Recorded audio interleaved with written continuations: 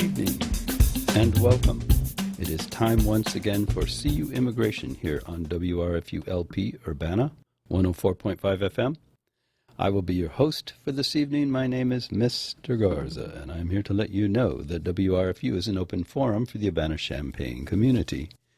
Views expressed are those of the speakers and are not intended to represent, well, WRFU, UCIMC, Urbana Socialist Forum, or, as we like to say on the televised version of this show, UPTV, or YouTube, for that matter.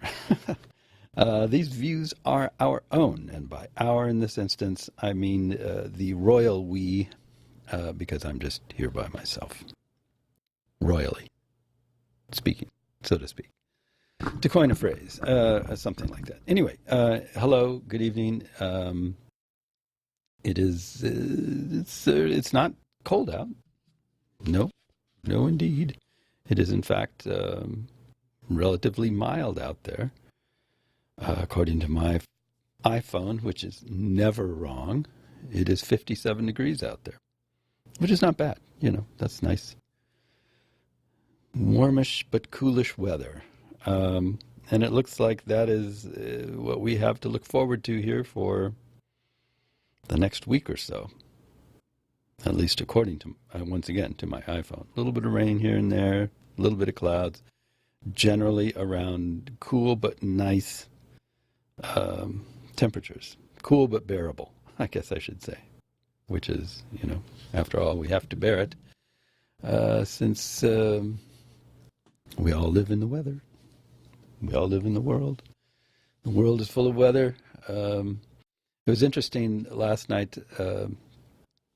I watched a few moments of Things to Come. I don't know if you remember that movie, an early, I think it was 1930s science fiction film based on the H.G. Wells story, Things to Come. And in one scene, the scene that I happened to catch was this little girl and like her grandfather or something, and he was looking at these old I guess videos. I don't know, old movies. I'm not sure what they were in this film because it's set in the future, or at least part of it is set in the future. But she was like, what is all this, Grandpa? And he was like, oh, those are houses. People used to live above ground and have windows. The age of windows lasted thousands of years, and the people, before they learned how to control their environment, they lived half indoors and half outdoors. They were always out in the weather. But nowadays we control everything so perfectly. We all live underground. So apparently everyone lived underground, and the weather was perfect all the time and everything. And I just thought about how arrogant humanity is that they think they can conquer something like the weather or nature. And indeed, if you look around, that seems to be what humanity has been trying to do in one way or another for a long time, is just conquer nature rather than learning to live with it, and I'm all for conquering it in terms of keeping cool when it's too hot out and keeping warm when it's too cold out. But this notion that you can change it and tame the natural world so to serve the purposes of humans is remarkably arrogant, is what I said before, and I'll say it again because that's what it is. But that seems to have been the notion of progress back in those days, was that yes, someday we will tame the world, and then we will reach out to other worlds and keep going, because humans have this never-ending drive to see new things and control things. And indeed, when you read any science fiction, this is a show about immigration, but I'm talking about science fiction here.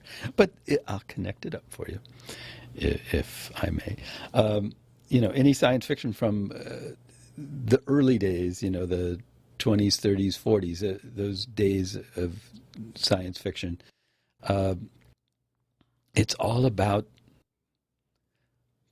discovery and conquest and ruling and taking over. I mean, it's really very much connected to the whole colonizer notions that were a big part of European thought for generations. This idea that you find something new, you conquer it, and you claim it for your own, and then you exploit it in some way, and you move on and find something else new. And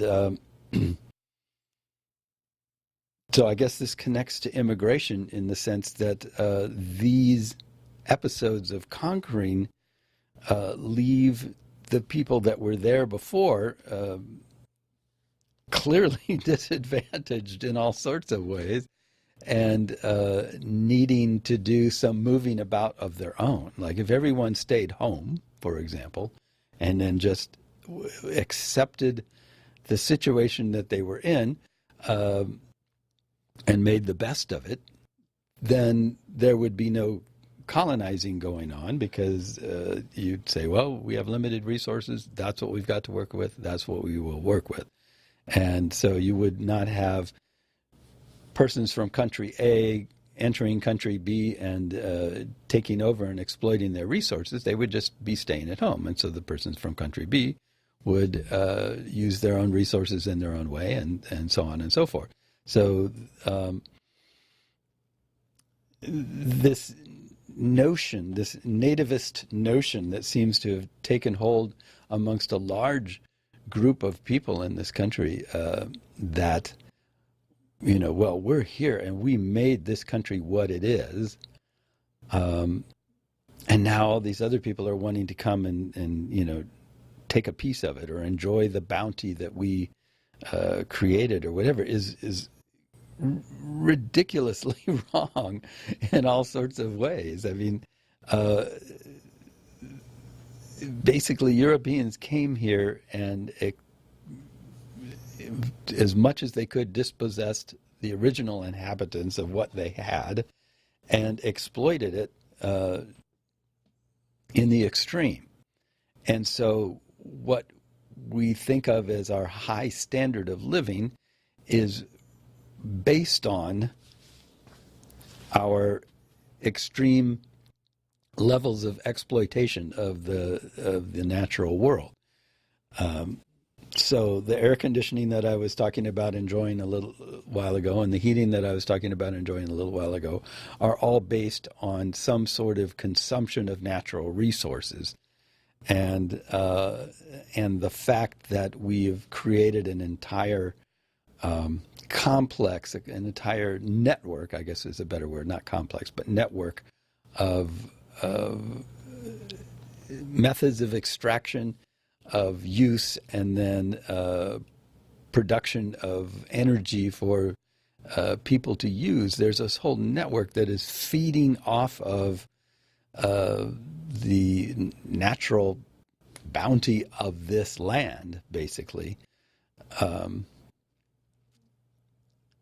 allowing me to, like, for example, get into my car and drive here rather than walk or ride my bike or something like that, toting along all these electronics that are themselves the products of someone, you know, scraping away somewhere on the earth and digging up precious metals and different minerals and creating plastics and doing all those things. I mean, everything is a product of some sort of exploitation of the natural world.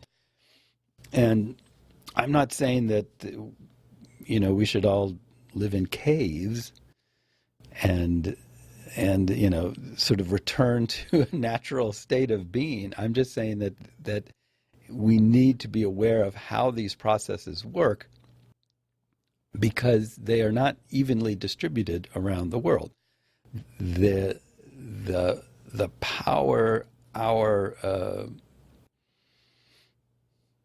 late to the how would you describe this? Like, one reason the U.S. is powerful, or has been powerful, is because it is a young country. As a country, United States, not a young land as in land. The land is as old as any land anywhere else. But the exploitation of that land started later than many places around the world. So we enjoy, I guess, the fruits of fresh extraction, if I can put it that way, to a greater degree than a lot of places where, their forests were cut down centuries ago, and the coal was dug up at least, well, maybe centuries ago too. I mean, a lot of places had already used up a lot of their natural resources. Learning how to do the things that we then took that knowledge of and applied it to what was could be called, and this term is awful, but virgin territory, in the sense that the people that were living here before did not exploit the land in that way. They lived with it rather than off of it more than not. And that's not to say that they didn't exploit things, because they exploited some things in their own ways, but it was nowhere near the degree or with the level of greed and rapaciousness that the Europeans applied to it once they got here. So anyway, this is all a long way around saying that we are only now running into a situation where it's starting to be more and more difficult to get at some of the things that we need in order to sustain this luxurious, I guess you could call it, lifestyle. And so that's in part, I think, where this sense that, oh no, we can't have people coming here because there's not enough to go around. That kind of thinking comes from this notion that, our glory days of just cutting it all down, digging it all up, and making use of it were back in the 50s and 40s and before, And since then, that's been tapering off, and we've had to go other places for things. You remember the oil crisis of the 60s and things like that. So, rather than being the single source for everything that we needed to build up this, high level of technology and comfortable lifestyle that we enjoy. You can hop in your car and drive just about anywhere in the continental United States, and there are nice roads, and there are, gas stations, and there are restaurants, and there are everything that you need. It's all this vast network of outlets for consuming, I guess you might say.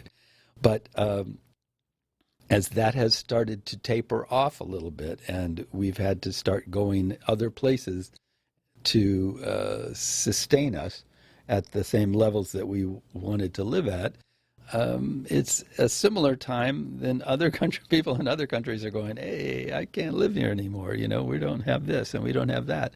And so a lot of them are thinking, hey, United States has a lot of stuff. Let's go there. And so people are coming here. I don't really have a huge point to make here, except that I think that it behooves us every now and then to sort of step back and think about how the world works in a more complete way, rather than just thinking from our own perspective and not really accounting for what's happening in other places and what drives people to do the things that they do and react the ways that they react.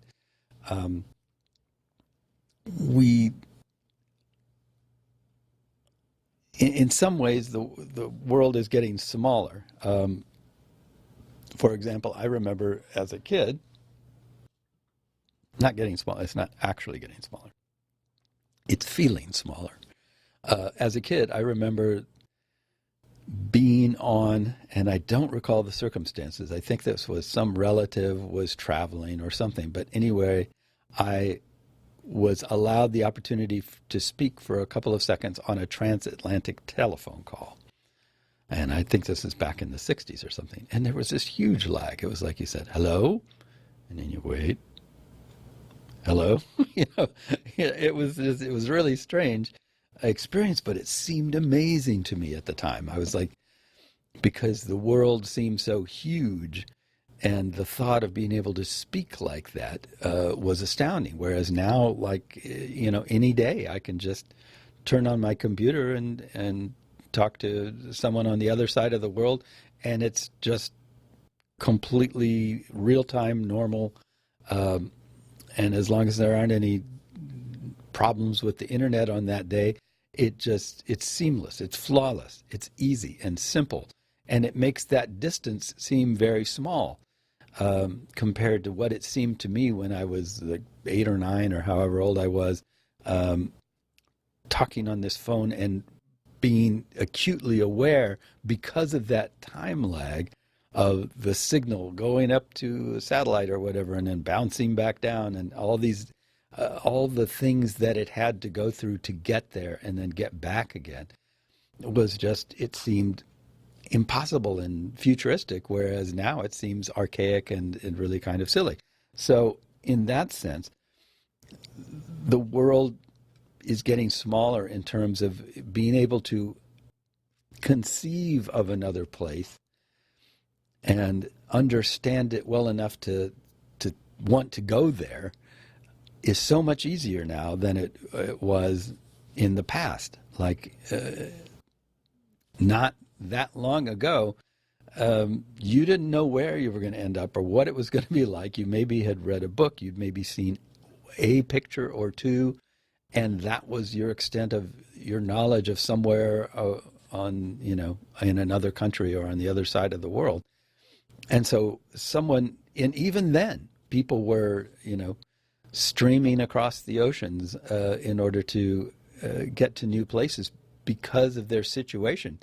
But had they not had really powerful incentive, they wouldn't have done it, because that was, it was a once in a lifetime thing. If you're going to go, that's it. You're going there. And you're never coming back because it's too big a thing to do more than once.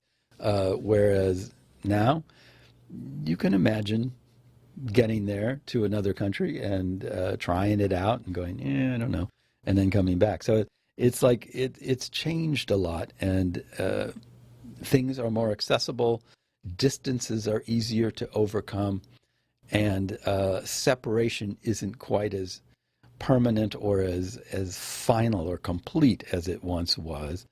So immigration is easier. People migrating from place to place is or should be easier because it's easier to get there. And the economic pressures exist. And it's understandable that some people would be thinking, oh, well, we can't really absorb more people. But at the same time, that's a very selfish way of thinking, because it's not like this place is ours through some divine right, as some people seem to imagine. It's ours because we are here now, and we're already here, and we are established here, and we have some sense of, control over our area that makes us think that we can control it completely, but we really can't, and we really shouldn't. The earth belongs to all of us, or it actually belongs to itself, and we belong to the earth, if you want to think about it that way. Anyway, I'm just rambling now. I don't know where I'm going with any of this, but I'm just thinking big stuff. I don't know.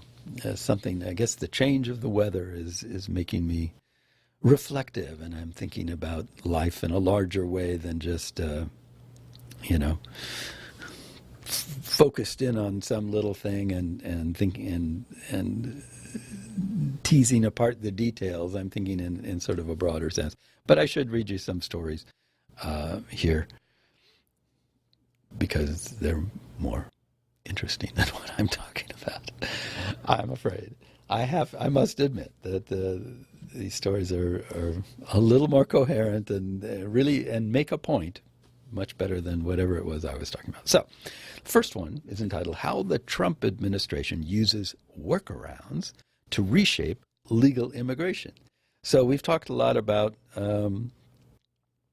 immigrants, and a lot of the time the focus tends to be on undocumented folks because they're the most vulnerable, and that is the situation where the state seems to feel the most free to use its powers without restraint or concern about its effects on the people that they're using them on. It's more like the sense that they can do anything they want as long as people don't complain too much. And so they keep doing these things, and then people will go, what? You're doing what? You're separating children from families? No, we'll complain. And then they'll go, oh, well, we'll stop doing that. And then they kind of wait till the furor dies down, and then they do it again, which is what they've been doing all along, because they don't feel any sense of morality, I guess. We already went through the whole ethics and morality thing a while ago. But anyway, it pays to also be aware of what's going on with legal immigration, because that too is under attack by this administration. And if we're not paying attention, they will apply the same kinds of standards to that topic as they have been applying to undocumented persons. So it is important to pay attention to it. So this story reads as follows. Earlier this year, the State Department quietly rolled out new limits on one of President Trump's favorite targets, the diversity visa lottery. The White House made ending the program one of the pillars of its immigration policy proposal last year, but those proposals went nowhere on Capitol Hill. So the administration tried something different. It is restricting who can apply for the diversity visa in a way that advocates say will make it much harder for low-income immigrants to apply. This particular backdoor approach to getting rid of the program, rather than going through Congress, just making it very difficult for people to apply, that was something we didn't see coming, said Amanda Casa, the executive director of African Communities Together, a nonprofit that helps African immigrants and their families. To immigrant advocates, the diversity visa is a small example of a larger pattern. They say the Trump administration is trying to use rules, regulations, executive orders, and proclamations, what one administration official calls workarounds, to make sweeping changes to the legal immigration system without approval or input from Congress. And they warn that these backdoor changes will make it harder for immigrants who are poor and from developing countries to resettle in the U.S. The diversity visa has long been a favorite target of the president's campaign rallies. Quote, the country puts the name in a basket and you pick people out of the lottery. Well, let's see, this one's a murderer, this one robbed 4 banks, Trump said at an event in Cincinnati earlier this year. Several things about the president's descriptions are misleading or simply wrong. Let us restate this, since they're apparently afraid to do it. He's lying, and he knows it, and he's lying. Lies. These are lies. They're untruths. Anyway, it's the same U.S. State Department that conducts this lottery, not foreign governments. Or it's the U.S. State Department that conducts this lottery, not foreign governments. Applicants themselves decide whether to enter, not the governments or their native countries. And applicants are carefully vetted and screened before they're allowed into the U.S. So Trump is lying about this. And I want to say that because you wish, when you read these things, you really wish the person writing it would just come out and say it, because they know it, you know it, everybody knows it, except that they don't really want to say it because the conservatives will get mad. Anyway, but the program's track record isn't perfect. 2 years ago, an immigrant from Uzbekistan who had come to the U.S. years earlier on a diversity visa was accused of driving a truck down a crowded bike path in Manhattan, killing 8 people. Despite pressure from the White House, Congress has not moved to end the program, which admits about 55,000 immigrants a year, largely from Africa and Europe, and gives them a path to a green card. Advocates say those immigrants tend to have higher levels of education and speak better English than other immigrants, and they come from countries that haven't historically had high levels of immigration to the U.S. But the Trump administration didn't back down. In June of this year, the State Department announced a new rule. To be eligible for the diversity visa lottery, people must have a passport at the time they apply. The rule is designed to prevent fraud, officials said. That may not sound like a big deal, but in many countries, obtaining a passport is difficult and time-consuming, says Casa, whose organization is suing to block the new rule. One of the plaintiffs on this lawsuit, he is a mechanic in a small town in Ethiopia, and in order to go to the place where he can apply for a passport, he has to take 3 different buses. It's going to take him a full day to travel there, and the fees for acquiring a passport might be as much as a week's wages for him, Casa said. So what we're saying is that is a huge burden. It wasn't long ago that Republicans accused the Obama administration of making immigration policy without input or approval from Congress. Now it's the Trump administration that has gotten tired of waiting for Congress. Time is our opponent, says Ken Cuccinelli, the acting director of U.S. Citizenship and Immigration Services, which handles legal immigration. Cuccinelli was interviewed last month at the Center for Immigration Studies, a think tank in Washington that advocates for lower levels of immigration. He was asked about efforts to tighten up the rules governing high-tech visas, among other things. We start all these discussions with the assumption of the law not changing, which is a sad place to start a discussion. I mean, the right way to decide policy is for Congress and the President to decide policy. That's the way the government was set up, Cuccinelli said. In the alternative, we talk about what amounts to workarounds to that. Of course, they have to be within the boundaries of the law. The Trump administration has turned to workarounds for many of its top immigration priorities, including the 4-pillar framework the White House laid out at the beginning of 2018. The first pillar was border security. The White House wanted $25 billion for a wall on the southern border and other security enhancements, but Congress appropriated only $1.4 billion. So the Trump administration is seeking to use an additional $8 billion in military funding. The second and third pillars were the cancellation of the diversity visa lottery and the end of chain migration, the phrase critics use to describe the current immigration system, which gives priority to family members of immigrants already in the U.S. The White House wants to move toward a merit-based system, one that favors immigrants with more skills and more education. Critics say the administration is still trying to achieve those goals, but in ways that don't require approval from Congress. They point to the public charge rule set to take effect next week, which would make it harder for immigrants to get green cards if they use a wide range of public benefits, such as food stamps.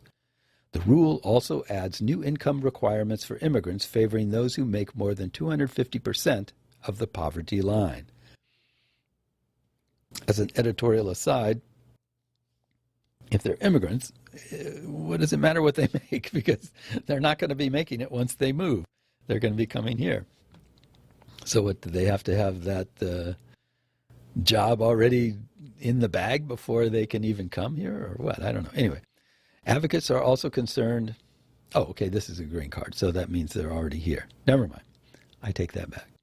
Advocates are also concerned about the impact of an executive proclamation on health care issued last Friday night.